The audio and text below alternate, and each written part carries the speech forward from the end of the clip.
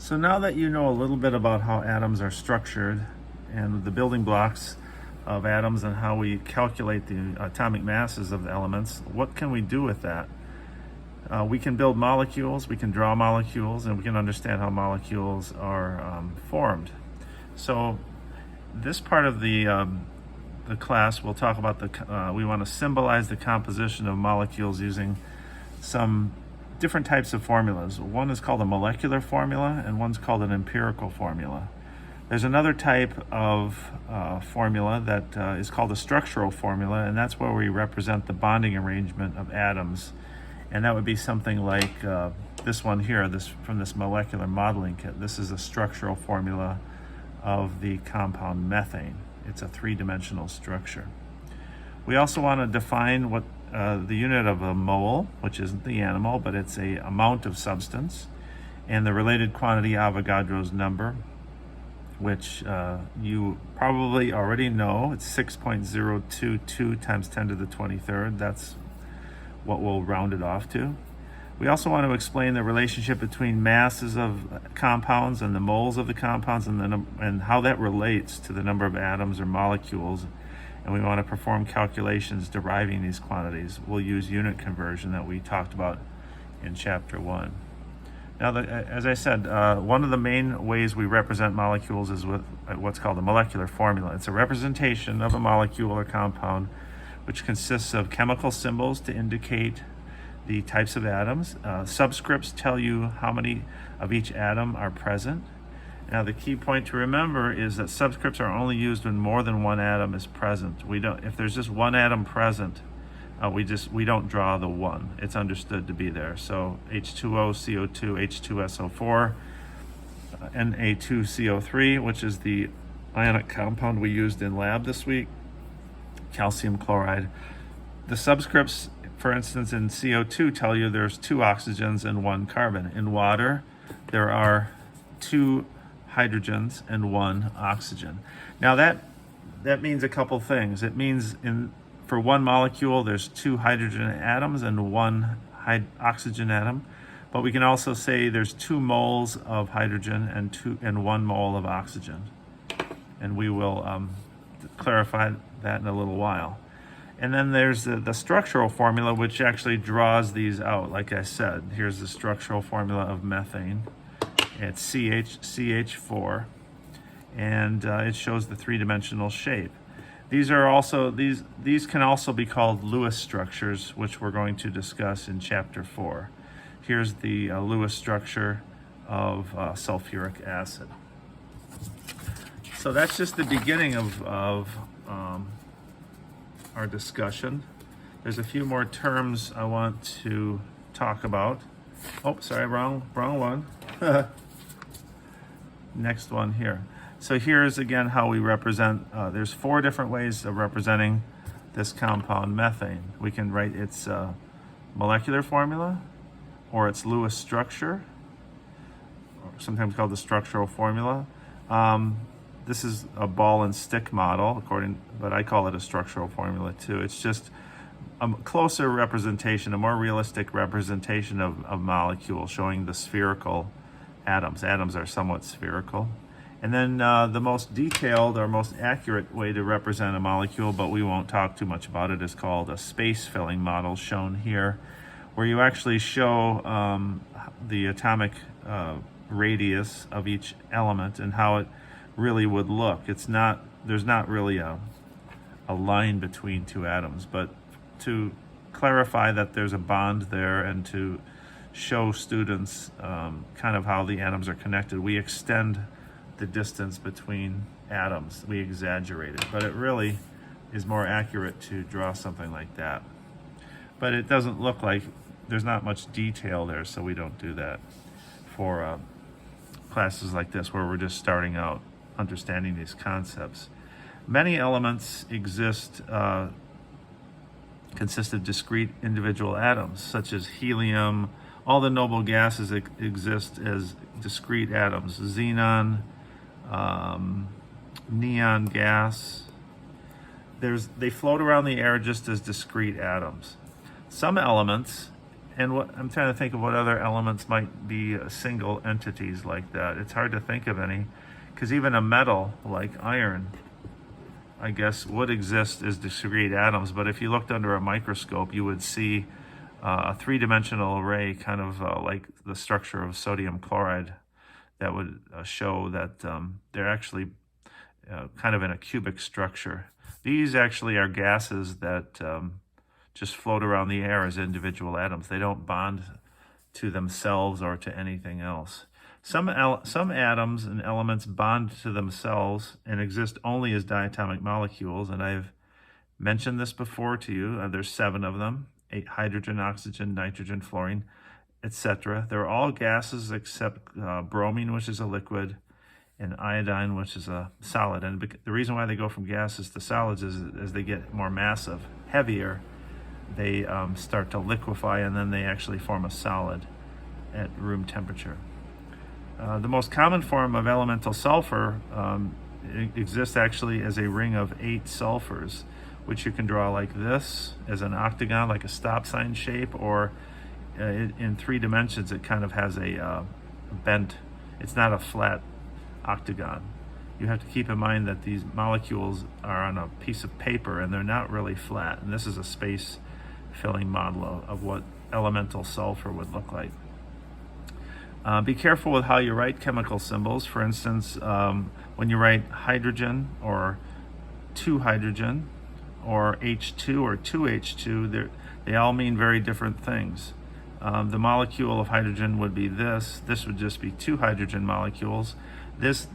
Drawing it like this would just mean you have 2 hydrogen atoms, so not the elemental form of hydrogen. An empirical formula, another type of formula we can write, is what's called the simplest whole number ratio of the number of atoms in a compound. So sometimes when you write what would be considered the correct formula for a compound like sodium chloride, it just happens to be the same as the empirical formula. For water, the empirical formula is H2O. There's no simpler way to represent 2 hydrogens for every 1 oxygen. But for some molecules, there is a simpler whole number ratio that you can draw or that you can write. So, for instance, benzene is an interesting molecule. It shows, I kind of drew it sloppily here. I'll maybe make a molecule, a model of it and show that to you. But it has the formula C6H6. We sometimes draw it like a ring. So we draw it as a hexagon, like so. This is the shorthand notation chemists like to use. And it actually has alternating double and single bonds, so it looks something like that. We can also write it like this. Now this concept is a little more advanced, but I'm just showing you the different ways we can draw molecules. Now each corner of the hexagon represents a carbon, and at each corner there's a hydrogen. So it has the molecular formula C6H6. But you can actually simplify that down to, if you divide both of those by 6, you would get C1H1. So what does that tell us? It just tells us that the relative number of carbons and hydrogens is equal.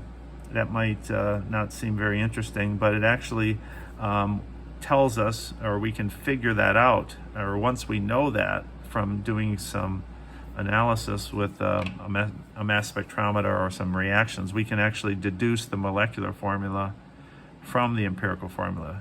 Because if we know the mass of the molecule and we know the relative number of atoms, we can figure out, in this case, it would be C6H6 and not maybe C5H5 or something like that. Once you know a little bit more about how atoms bond together, you'll understand that that would be the only way to draw or to write a molecule that has an equal number of carbons and hydrogens. And then there's molecules like acetic acid. This is the molecular formula of acetic acid, C2H4O2. We sometimes write it in the more common way because it's an acid. We write hydrogen first, so it's HC2H3O2. That just tells you the relative number of atoms. We separate this hydrogen from this one for reasons we won't worry about right now. But you can also draw it out like this. It's actually HO bonded to carbon with a double bond, oxygen, and then a CH3. But you can see if you add them up, it's HC2, H3O2. So it agrees. If you divide everything by 2 in the molecular formula, you get the empirical formula CH2O. Again, which this you can figure out with some analysis, with some standard equipment that most labs have, and then you can deduce that it's this by doing from the mass spectrometer telling you the mass. And then we have ionic compounds, and they look very different from molecular compounds. I just drew a sort of a three-dimensional description of what salt might look like. Sodium chloride, under a microscope, you would actually see chlorine ions, negative charges, alternating with sodium positive charges. So you have chloride ions, sodium chloride around in 3 dimensions. I just draw those lines to represent that it actually is a cubic structure. And the key point here is that for every sodium ion, there's 1 chloride ion, so that we write the empirical formula of sodium chloride as NaCl. There's a 1-to-1 ratio. Here are some pictures. There's some different ways of the molecule I had up earlier. Benzene can be drawn like this, or like that, or a space filling model. It's just a clear liquid. It has a very characteristic smell. So back when they discovered benzene, they gave it the name aromatic. It's an aromatic hydrocarbon. And all molecules that have this basic structure of a 6-membered ring and alternating single and double bonds are called aromatic compounds. There's other structural formulas. For instance, naphthalene has this structural formula. It's 10 carbons and 8 hydrogens. You might be looking at this thing, and how does he get 10 carbons? Well, each point here represents a carbon. 1, 2, 3, 4, 5, 6, 7, 8, 9, 10. Each time the hexagon changes direction, it's a carbon. And then there's 8 hydrogens. 1, 2, 3, 4, 5, 6, 7, 8. And I know you don't know at this time or understand how there's only 8, but once we get into Lewis structures a little bit more, you will understand how that works. Aspirin, which was one of the first drugs discovered to treat pain, has a benzene ring in it, but it also has a carbon and an oxygen, and this group here with a couple more oxygens. And if you write the molecular formula of that, it would be 1, 2, 3, 4, 5, 6, 7, 8, 9 carbons, C9, C subscript 9, H8. Where do the 8 hydrogens come from? There's 1 here, 1 here. That's 1, 2, 3, 4, 5, 6, 7, 8. There's 3 at the end of this carbon, and there's 4 oxygens, 1, 2, 3, 4. And sometimes it's actually possible to draw atoms arranged in different ways, but they have the same formula. We call those isomers. So compounds with the same chemical formula but different molecular structures are called isomers. And for instance, acetic acid and methylformate, one's an acidic compound and one is called an ester, and they both have the same formula, but if you look carefully, you'll see that the atoms are actually bonded in slightly different ways. In this molecule, one of the oxygens is between a carbon and a hydrogen. In this molecule, one of the oxygens is between 2 carbons.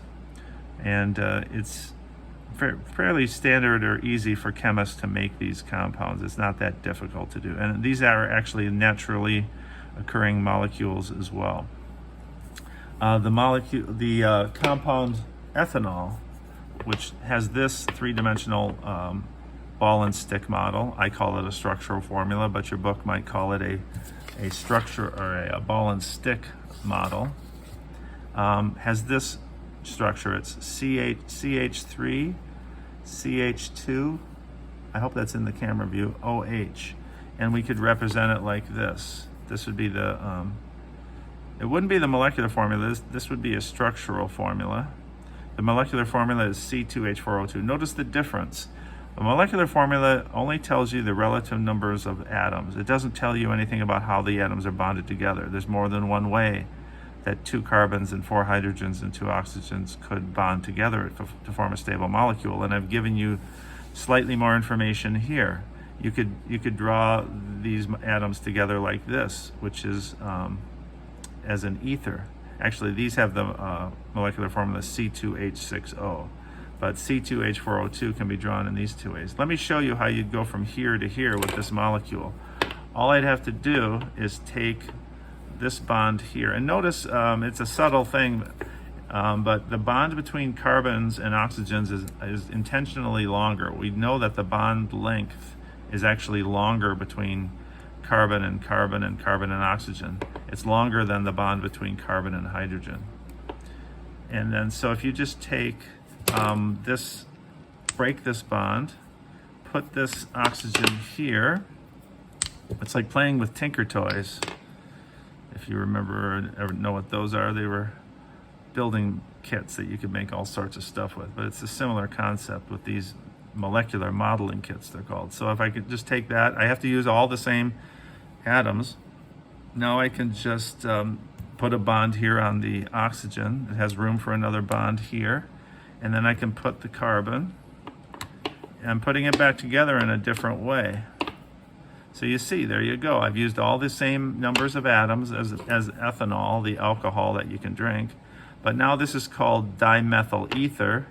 And now this is a very volatile compound with a much lower boiling point than this, and has different chemical properties. It's used as a coolant, whereas ethanol is used for beverages or antiseptic, things like that. This has this boiling point of this is too low to have any practical applications or to be safe to handle, but it has the same formula. And there's another interesting phenomenon that exists because we live in 3 dimensions, and that is this existence of what are called stereoisomers. So some molecules exist in special pairs. Your book calls them spatial isomers, but most chemists call them stereoisomers. Stereo implies 3-dimensional. They're mirror images of each other. So your book shows you this. It's hard to see these, so you'll have to look in the book. But this is the molecule carvone. It's an organic compound, but these are mirror images of each other. Your hands are stereoisomers. So look at your hands and my hands right here. You can see they're mirror images of each other, but I can't superimpose my right hand on my left, no matter how I try. That is not superimposing because the back of my hand is not touching the palm. So this is not considered overlapping. So stereoisomers are mirror images of each other, like these molecules are, but they're non-superimposable. So I have an example here. I have 2 molecules. Now, we don't care what they are, but carbon has the special ability to form stereoisomers because carbon likes to have 4 atoms bonded to it. And so if there are 4 different atoms bonded to a carbon, so I represent, here's a hydrogen, this could be a chlorine, that could be an oxygen, that could be some other element, it doesn't matter. My point is to show you that there's another way to build this molecule, and it's this one. You might say they're identical, but if you look carefully, they're mirror images of each other, so there's a plane of symmetry right down the middle here. Let me take that paper away so it's not distracting to you. Let me orient them like they're mirror images again. Here you go. So you can see that the yellow maps onto the yellow. There's a mirror plane right here. Imagine a mirror here. The oxygen would map onto this oxygen. The hydrogen would map onto this hydrogen, and this carbon would map onto that. And that hydrogen, or that green atom, we don't care what it is, would map onto that. So they are mirror images of each other, clearly. But now if I pick one up and try to superimpose it, which means completely overlap it with the other one, I can do that with only 3 atoms. The yellow can overlap with the yellow, the black with the black, the white with the white. But look what happens. The green and the red are mixed up. They're flipped. Well, what if I flip it over this way? Now 3 of the atoms are overlapping, but the carbons and the hydrogens are not overlapping. So that's what I mean by non-superimposable. These are a special pair of molecules. They have identical formulas. They have identical structures, but in 3 dimensions, they are not the same. You can't superimpose this one on that one. They're different molecules. And that's how our sense of smell and taste works. One molecule might have this shape and it tastes sweet. This molecule here has this shape and it might taste bitter or salty or whatever. And that's how molecules fit into special receptors in enzymes and cause certain biochemical reactions. And that is purely a consequence of the 3-dimensional nature of molecules.